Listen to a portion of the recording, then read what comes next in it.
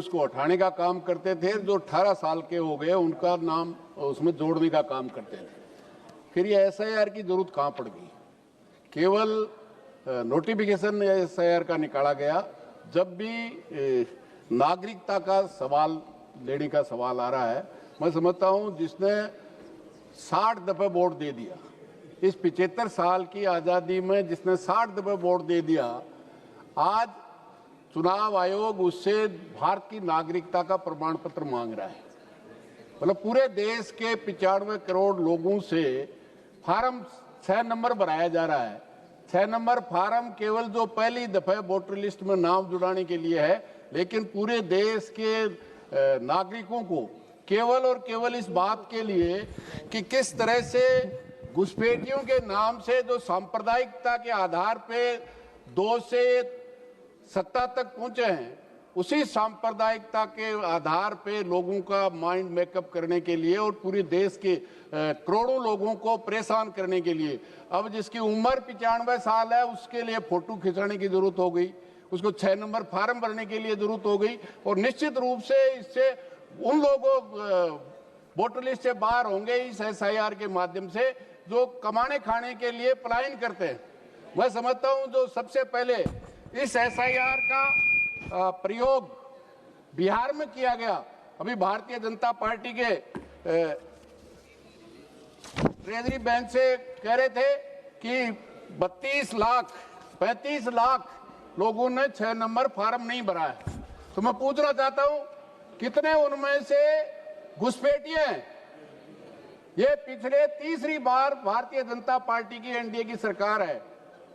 क्यों नहीं निकाला उन्होंने? बड़े बड़े हमारे प्रधानमंत्री, हमारे गृह मंत्री जी कहते हैं ये एसआईआर इसलिए है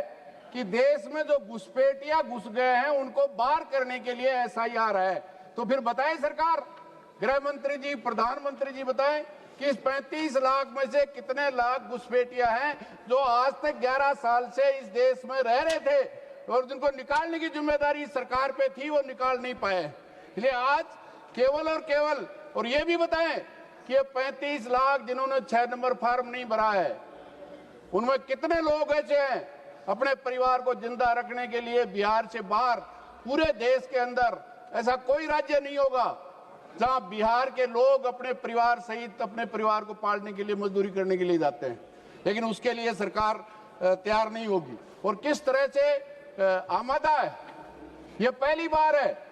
जो बीएलओ बनाए गए हैं एसआईआर के लिए। अभी जो 12 राज्यों में अभी एसआईआर हो रही है, क्या हालत है? दर्जनों ऐसे बीएलओ जिन्होंने इसकी प्रताड़ना के कारण अपनी जीवन लीला समाप्त कर दी है, क्या वो भी घुसपैठिए थे?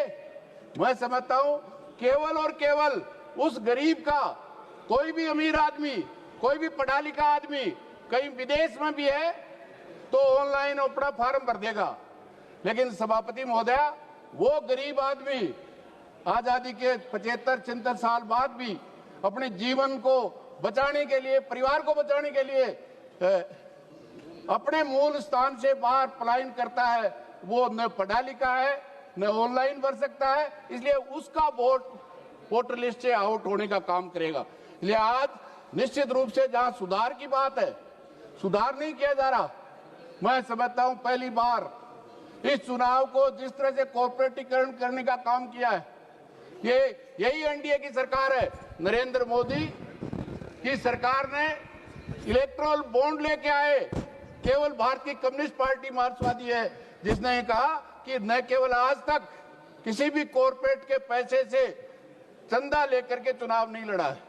देश के सर्वोच्च न्यायालय में गए और सर्वोच्च न्यायालय ने उस इलेक्ट्रोल बॉन्ड को गैर कानूनी घोषित किया। क्या वो पैसा लौटाएंगे? आज जिस तरह से गैर कानूनी काम किया जा रहा है, निश्चित रूप से आज उस चुनाव आयोग को सिलेक्शन में जो लोग थे, इस बाकी प्रधानमंत्री एलओपी होगा और चीफ जस्टिस ऑफ सर्वोच्च न्यायालय का होता था, उसको हटाने का काम किसी ने किया है तो इसी सरकार ने किया है और उसकी जगह लगाया है कि उस कैबिनेट का एक कैबिनेट मंत्री होगा। तो 3 में से 2 तो सत्ता पक्ष के होंगे और 1 एलओपी होगा। तो निश्चित रूप से ये इसको चुनाव को स्वतंत्र होने से रोकने का काम किसी ने किया है तो भारतीय जनता पार्टी ने किया है। कॉर्पोरेट के पैसे से निश्चित रूप से जब कॉर्पोरेट ये इलेक्टोरल बॉन्ड समाप्त कर दिया सर्वोच्च न्यायालय ने, तो फरवरी में कैबिनेट ने टाटा कंपनी को ये सेमीकंडक्टर के 2 कारखानों के लिए 44,203 करोड़ रुपए सब्सिडी के नाम से देने का काम किया और उसका नतीजा यह आया कि लोकसभा चुनाव 2024 से पहले टाटा कंपनी ने 758 करोड़ रुपए का चंदा भारतीय जनता पार्टी को दिया और जो इलेक्टोरल बॉन्ड थे उनमें भी 80-85% सत्ता पक्ष के आने का काम किया है। इसलिए आज सुधार जब भी हो सकता है, निष्पक्ष हो, कॉर्पोरेट पैसे पे पाबंदी लगे और आप फंड से पैसा इलेक्टोरल के लिए दिया जाए, वरना कॉर्पोरेट का जैसे राजस्थान में कहावत है कि जिसकी खाए बाजरी उसकी बजाय हाजरी। अगर पैसे कॉर्पोरेट के पैसे से कोई पार्टी चुनाव लड़के आएगी तो निश्चित रूप से जीतने के बाद उसी के लिए कानून बनाएगी, उसी के लिए सेवा करने का काम करेगी। इसलिए मेरा निवेदन है कि निष्पक्ष चुनाव हो और ये जब टेक्नोलॉजी में एडवांस देश जो हमारे से आगे हैं वो वापिस ब्लड पेपर पर आ गए, तो ये ईवीएम मशीन जिसपे पूरे देश में आज है और यही भारतीय जनता पार्टी 15 साल पहले कह रही थी ईवीएम खराब है, अब यह खुद जीत गए मीठा